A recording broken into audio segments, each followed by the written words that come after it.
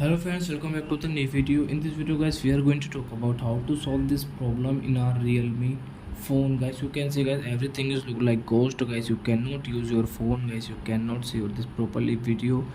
So guys, how can you solve this problem in your Realme phone? In this video guys, I am going to show you guys how can you solve this problem in your Realme phone device. So guys, now let's see how to solve it. So you can see guys, everything is different guys, screen color is different. So don't worry guys, I have this problem solution. So guys, now let's see. So first of all, open your phone setting without waste time and guys scroll it.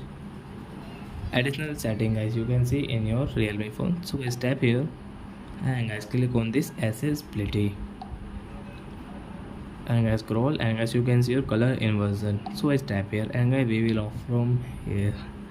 And guys, now you can see everything is fine guys. You can use your YouTube and your any app without any problem. So I hope friends you have understood.